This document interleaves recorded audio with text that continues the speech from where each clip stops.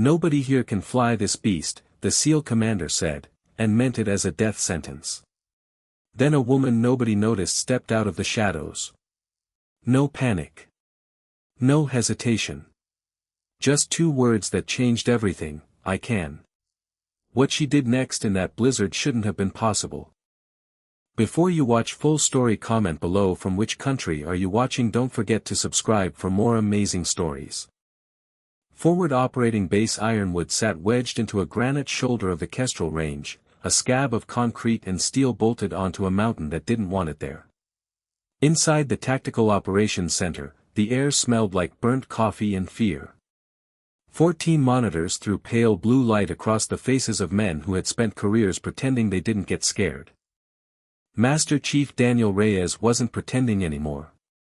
Ironwood, this is Ghost 1-1, the radio spat, voice ragged under gunfire. We are combat ineffective. 2 Kia, 3 wounded, 1 critical. We need immediate exfil or there won't be anyone left to extract.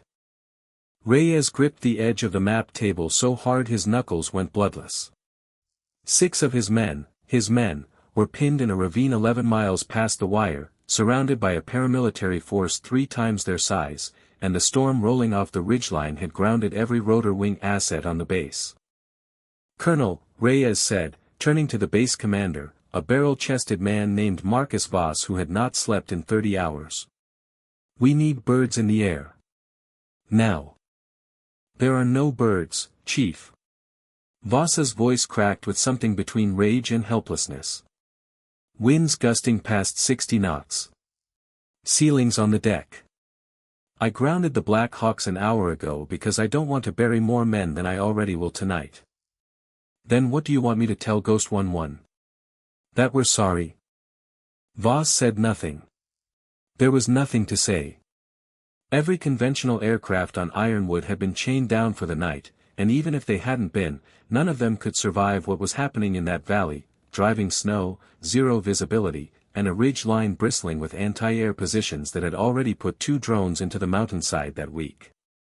It was Lieutenant Ana Reyes, no relation to the chief, a coincidence that had provided the base with exactly 1 joke in 6 months, who broke the silence. There's Hangar 9. The room went quiet in a different way. Voss's jaw tightened.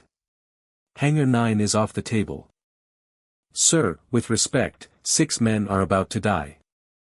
Hangar 9 sat at the far edge of the airstrip, unmarked, guarded around the clock by contractors who answered to nobody on base. Inside it was the reason those contractors existed, an experimental tilt-rotor gunship codenamed Reaper 9, built under a black program so classified that most of Ironwood's senior staff had only ever seen it as a tarp-covered shape through a chain-link fence. It was fast. It was armored. It was, on paper, exactly what the mission needed, a machine that could punch through a storm, absorb ground fire, and set down in terrain no conventional helicopter could touch. It was also, by every account Voss had ever heard, nearly impossible to fly. That aircraft, Voss said slowly, like he was explaining something to a child, has a fly-by-wire system so aggressive it requires a pilot with specialized certification just to taxi it without flipping it on its rotors. We have exactly 1 qualified pilot on this base, and he's on a medevac flight to Ramstein with a collapsed lung from a training accident 2 days ago. So we have 0 qualified pilots, Reyes said flatly. That's what I just told you, Chief. The chief's radio crackled again. Screaming, this time, not words, just the raw sound of a man in pain, cut off by static. Reyes closed his eyes for 1/2 second, the only outward sign that anything had touched him at all, and when he opened them again his voice had dropped to something low and lethal. Then somebody in this building is going to learn real fast, sir, because I am not writing 6 letters home tonight. Voss ran a hand down his face, the exhaustion of 30 sleepless hours suddenly visible in every line of it. Chief, I have spent my entire career learning when to say no to good ideas that get people killed. I need you to understand that this isn't me being a coward. This is me refusing to trade 6 lives for a 7th, an 8th, a 9th, a 10th. With respect, sir, that math doesn't work if we do nothing. Then it's not 6. It's 6, permanently, and no aircraft, and no answers for their families about why we sat here and watched it happen on a radio. A junior intelligence officer, a young lieutenant named Priya Okonkwo who had been quietly cross-referencing satellite imagery in the corner of the room, spoke up without being asked.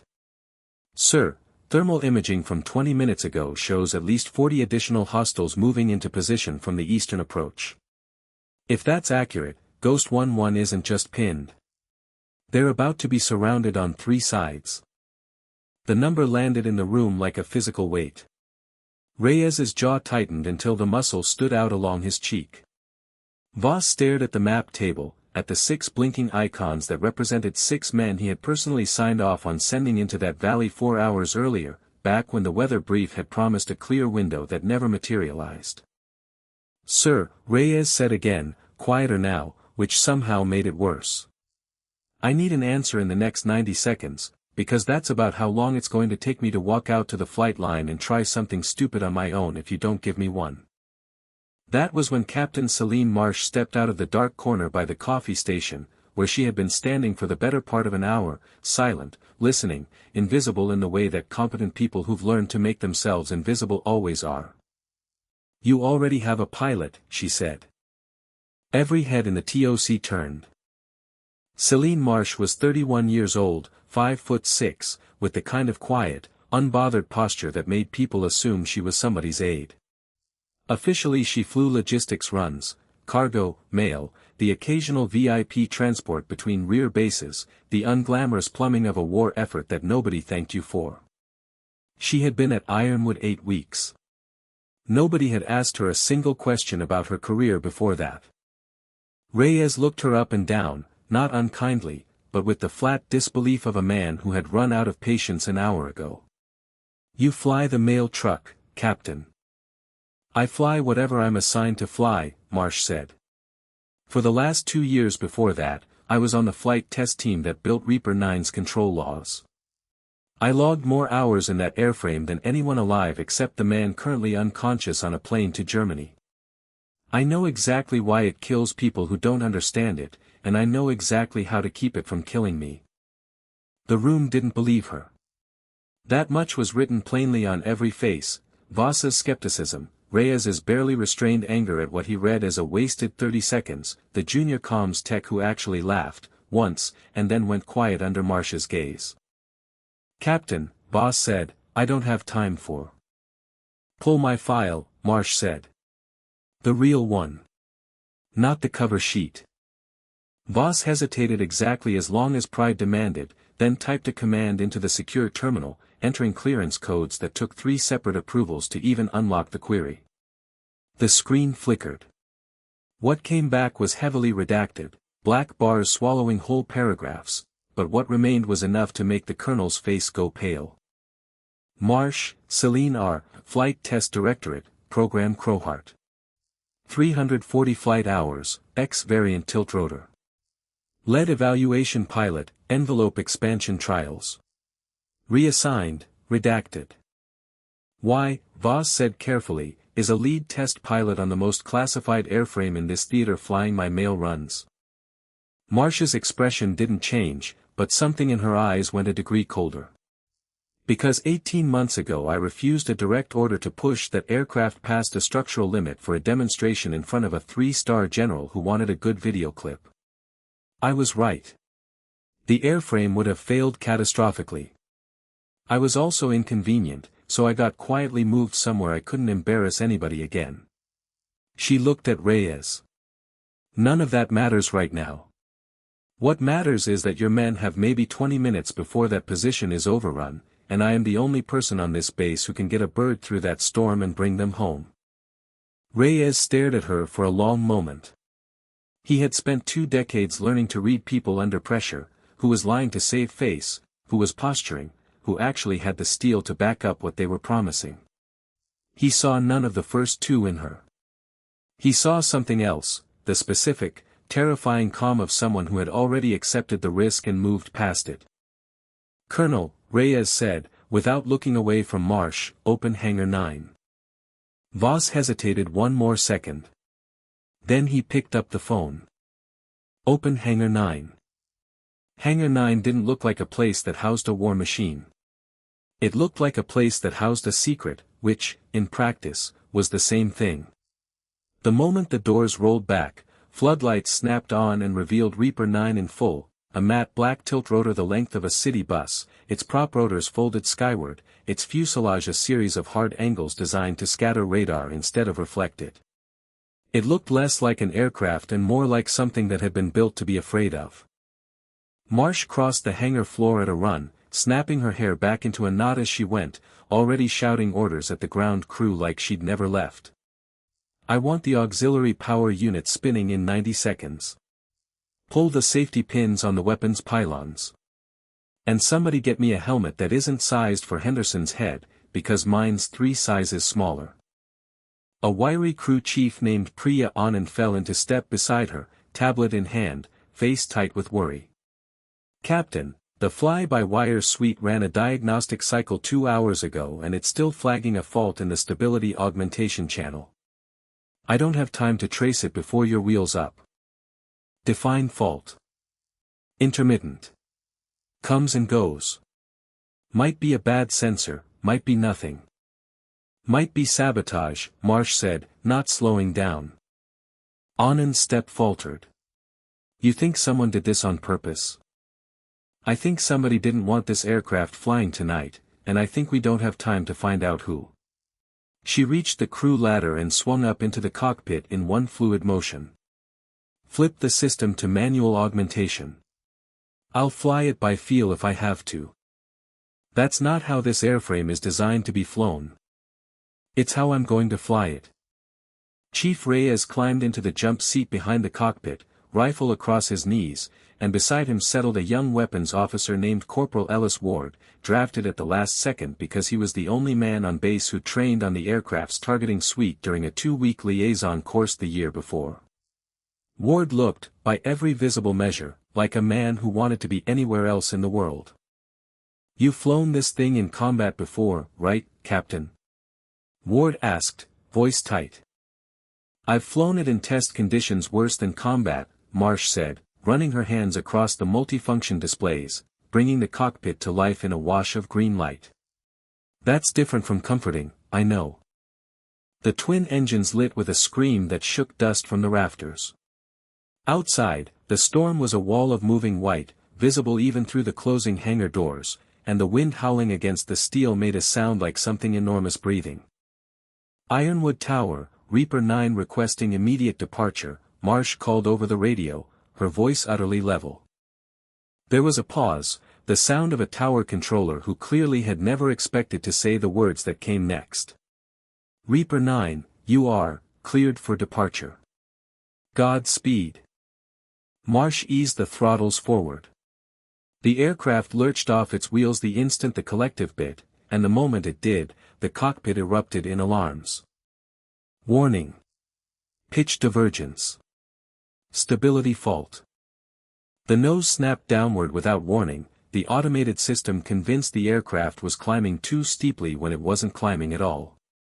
Ward screamed. Reyes grabbed the frame of his seat hard enough to bruise his palms. The rotor tips swept within feet of the hangar's steel support beams as the aircraft yawed violently sideways. Don't fight it with the stick. Marsh shouted, more to herself than anyone else, already moving. She hit the manual override switch, physically severing the automated flight computer from the control surfaces, and in that instant the entire 70,000-pound weight of the aircraft dropped into her hands and feet alone. Her arms strained against the yoke. Her boots worked the pedals in short, violent corrections. For 3 seconds that felt like 3 years, the aircraft hung suspended between crashing and flying. Then it stabilized. Marsh didn't celebrate. She didn't even exhale. She simply pushed the throttles forward, and Reaper 9 shot out through the hangar doors into the driving snow, swallowed whole by the storm. The turbulence outside was worse than anything the simulator had ever modeled. The aircraft bucked and rolled in the grip of 60-knot crosswinds, snow streaking sideways across the windscreen so thick that the forward-looking infrared display became the only reliable window to the world.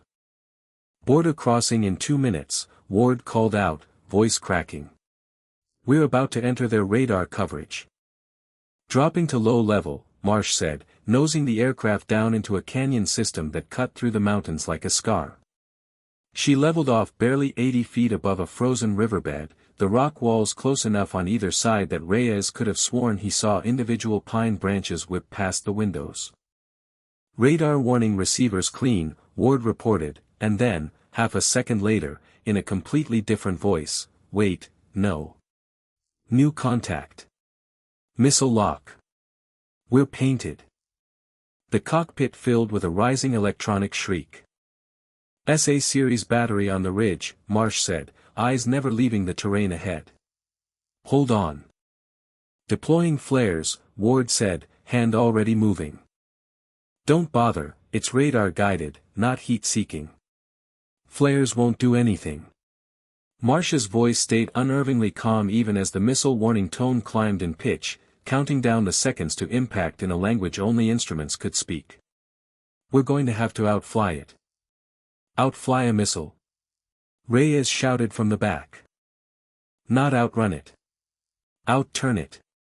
Marsh's hands moved with a precision that looked almost gentle against the violence of what she was doing to the aircraft, rolling Reaper 9 into a brutal 60-degree bank, dropping the nose toward the frozen river below, the altimeter spinning down through numbers that made Ward physically grab the edge of his seat. A jagged limestone spire rose out of the whiteout dead ahead, splitting the riverbed in two. Pillar! Pillar! Ward screamed. I see it, Marsh said, and waited. Waited past every instinct that screamed at her to pull away. Waited until the missile's radar seeker had fully committed to its intercept solution. Now. She stomped the pedal and hauled the yoke back in the same motion, snapping the aircraft into a violent lateral skid that sent a wall of ice and river spray hundreds of feet into the air. The missile, unable to match the sudden change in vector, lost its lock in the debris cloud and slammed into the limestone spire instead, the explosion lighting the canyon orange for a fraction of a second before the storm swallowed it whole. The shockwave hammered the tail of the aircraft. Sparks rained from an overhead panel. Marsh wrestled the controls level, breathing hard for the first time since takeoff, sweat beading on her forehead despite the sub-zero air bleeding through a cracked window seal. Status, she snapped. Engines nominal, Ward stammered, staring at his display like he didn't quite believe it. We're still flying. Copy that. Marsh's voice steadied again, like a switch had been flipped back to calm. 2 miles to the extraction point. Weapons hot, Corporal. When we get there, I need that tree line gone. They hadn't gone half a mile before the canyon narrowed sharply, the rock walls closing in until there was barely enough clearance on either side for the rotor tips. Marsh eased back on the throttle, threading the aircraft through the gap with a precision that looked almost lazy, right up until the moment a gust off the canyon wall slammed into the fuselage broadside and shoved the entire aircraft 6 feet sideways in less than a second. Wall! Ward shouted, both hands flying up instinctively, as if he could push the rock away with his palms. Marsh rode the gust instead of fighting it, letting the aircraft slide with the wind for a fraction of a second before rolling hard against it, clawing the nose back toward the centerline of the gap. The starboard wingtip cleared the rock face by a margin so thin that Reyes, craning to see out the side window, was certain for one heartbeat that he'd heard metal scrape stone. That was inches, Ward said, his voice climbing an octave. It was enough, Marsh said, already scanning ahead for the next threat. Canyon crosswinds funnel through gaps like that. It's going to happen again. Brace for it instead of reacting to it. As if the storm had been listening, a second warning tone began chirping from the console, different this time, lower, more insistent. Now what? Reyes muttered. Engine icing, Ward read off, scrolling through the alert. Port intakes building ice faster than the ice system can clear it. If it keeps accumulating, we're going to lose thrust on that side. How long until it's critical? Ward did the math out loud, fast and grim. At this accumulation rate, maybe 6 minutes. That's enough time, Marsh said, though the set of her jaw suggested she wasn't entirely convinced of that herself. She nudged the aircraft's nose down, dropping another 20 feet closer to the frozen river below, chasing the marginally warmer air pooling near the water. Warmer air near the surface should slow the buildup. Ward, keep an eye on that gauge and tell me the second it stops climbing. The second stretched out with an agonizing slowness that hadn't been present during the missile lock, which was, Reyes thought grimly, its own kind of cruelty, a threat too slow to fight, too mechanical to outmaneuver, ticking down in the background while they hunted for a way to save 6 men who had no idea any of this was happening. Rate slowing, Ward finally reported, exhaling like he'd been holding his breath the whole 6 minutes.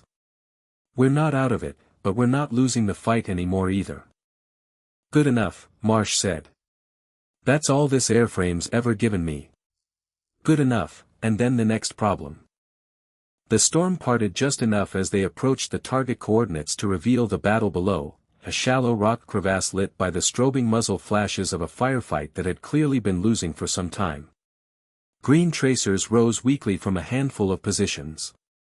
Red tracers poured down in overwhelming volume from the tree line above, along with the occasional streak of a rocket-propelled grenade. Ghost 1-1, this is Reaper 9, Marsh transmitted, bringing the aircraft into a hover in defiance of the crosswinds screaming down the ravine. Keep your heads down. We're bringing the weather. About damn time, came the reply, weak with exhaustion and static. Corporal Ward, light them up. The belly-mounted cannon opened fire, chewing through the tree line in a sustained roar that shook the whole airframe, vaporizing cover and combatants in a single devastating pass. Small arms fire pinged uselessly off the aircraft's armored belly. When an armored technical crested the ridge, mounting a heavier gun, Marsh didn't wait for Ward to ask. Give it the cannon. Full burst. The impact flipped the vehicle end over end in a spray of fire and snow. What remained of the enemy force broke and scattered into the storm, unwilling to keep fighting something that had appeared out of the blizzard like a myth made real. Area's clear, Ward reported, his voice unsteady with adrenaline rather than fear now. Chief, Marsh called back to Reyes, get your men ready. I don't have a flat spot to land on down there, that slope's too steep for a full touchdown. I'm going to bring the nose gear onto that rock shelf and hold the rest of the aircraft in a hover.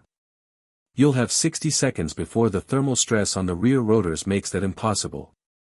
Tell your people to move like they've never moved before. Copy that. Reyes was already keying his radio. Ghost 1-1, ramps coming down. You've got 1 minute. Move, move, move.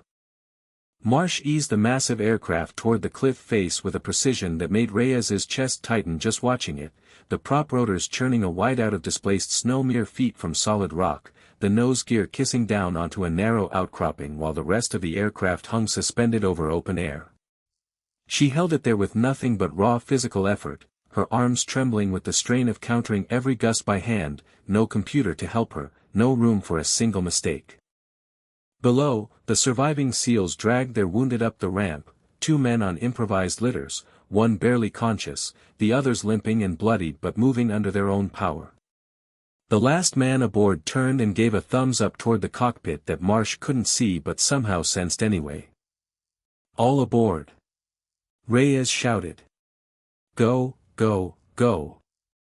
Marsh pulled off the shelf the instant the ramp cleared, and Reaper 9 rose back into the storm just as fresh rocket fire lit up the tree line they'd left behind, arriving a full second too late to matter. They weren't out of the mountains yet. Ward's display flickered with a fresh warning as they cleared the ravine. New contact, they've moved a second SAM battery to cover the canyon exit. If we fly out the way we came in, we're flying straight into it. Can we go over the ridge instead? Reyes asked from the back, kneeling beside the wounded, applying pressure to a bandage with hands that had gone steady again now that there was something physical to do. Service ceilings 12,000 feet, Marsh said, eyeing the 14,000-foot peaks looming out of the whiteout ahead. Unless we push past it. Push past it, Reyes said without hesitation. Marsh slammed the throttles to their limit and hauled the nose up into a punishing climb. The engines screamed in protest, temperature gauges climbing into territory that made every warning light in the cockpit flash at once. Rivets groaned somewhere in the airframe behind them. The aircraft shuddered like it might tear itself apart from sheer effort, fighting for altitude in air too thin to properly support its weight. 13,000 feet. 13,500. The stall warning began to chirp, a soft, insistent voice telling them this shouldn't be possible. They cleared the peak by less than 30 feet. Marsh cut the throttles the instant they crossed the ridgeline, dropping the nose into a steep glide down the far side of the mountain, bypassing the waiting missile battery entirely. Behind them, the storm swallowed the sound of their engines, and for the first time since the hangar doors had opened, the cockpit went quiet except for the labored breathing of 6 exhausted people who were, against every reasonable expectation, still alive. 40 minutes later, the radar operator at Ironwood's tower called out a contact nobody had expected to see again.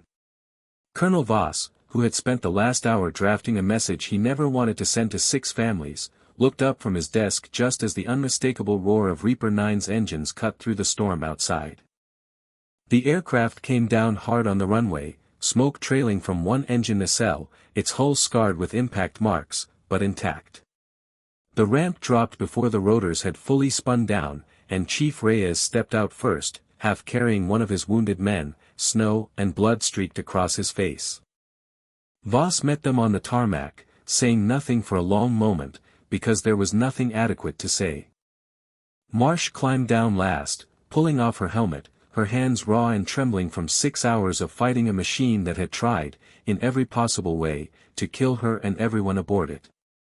She looked, if anything, mildly annoyed, the expression of someone assessing a piece of equipment that needed maintenance, rather than someone who had just done something extraordinary. Reyes crossed the tarmac and stopped in front of her, and for a man who had spent 20 years learning not to show what he was feeling, what crossed his face in that moment was unmistakable. "Captain Marsh," he said quietly, "you're never flying the mail truck again." Marsh allowed herself the smallest, tiredest smile of the night. "Good," she said, glancing back at the scarred, smoking aircraft behind her. "Because that thing needs a lot of work, and apparently I'm the only one who knows how to fix it." The wounded were rushed to the base infirmary within minutes, stretchers moving fast across the tarmac while snow kept falling as if nothing extraordinary had happened at all. Reyes stood at the edge of the runway long after the ambulances pulled away, watching ground crews swarm the smoking aircraft with fire extinguishers and diagnostic tablets, and found that his hands, for the first time in longer than he could remember after a mission, weren't shaking with adrenaline. They were just tired. Colonel Voss found him there 20 minutes later, 2 cups of coffee in hand, offering one without a word. They stood together in silence for a while, watching the ground crew work. "I almost said no," Voss admitted finally. "Back in the TOC. I had the words ready. I was going to tell you Hangar 9 stays closed no matter what." "What stopped you?" "You did. The look on your face when Ghost 11 went silent for those 4 seconds before Okonkwo re-established the link." Voss took a slow sip of coffee that had long since gone lukewarm.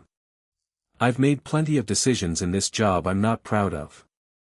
Tonight almost being one more of them." Inside the hangar, the investigation into the sabotage moved fast, driven by the kind of institutional fury that only surfaces when someone nearly gets 6 operators and a rescue crew killed on purpose.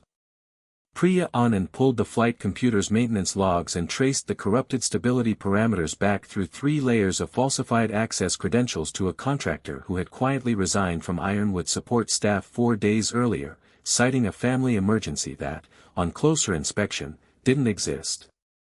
Financial records subpoenaed the following week would show payments from a shell company with ties to a rival aerospace program, one that stood to gain enormously if Reaper 9 was grounded permanently, written off as an unflyable failure, its funding quietly redirected elsewhere. They had gambled that a missing test pilot and a sabotaged flight computer would be enough to kill the program for good. They hadn't accounted for the one variable nobody in that hangar had bothered to consider that night, that the most dangerous person in the building wasn't the one carrying a rifle, and wasn't the one giving orders from behind a desk. It was the quiet woman who had spent 2 years learning exactly how to keep a nearly unflyable machine in the air through sheer stubbornness and skill, filed away at a logistics desk because she'd once been inconvenient to somebody with more stars on his shoulder than sense, and who, when everyone else in the room said it couldn't be done, simply stepped forward and said the only 2 words that mattered. 3 weeks later, Reaper 9 rolled out of Hangar 9 again, repaired, repainted, its flight computer rebuilt from the ground up with Celine Marsh standing over the engineer's shoulders the entire time, refusing to sign off on a single line of code until she'd stress-tested it herself. The base had, by then, stopped pretending she flew the mail truck. Her new title, stenciled fresh on the hangar door, read simply, Chief Test Pilot, Program Crowheart. Chief Reyes made a point of being there the morning she took the rebuilt aircraft up for its first post-repair flight, standing at the edge of the tarmac with his arms crossed, watching the tiltrotor climb clean and steady into a sky that, for once, was calm. "Still trust that thing?" he asked Priya Anand, who had come to stand beside him. "No," Anand said honestly. "But I trust her. That's usually enough."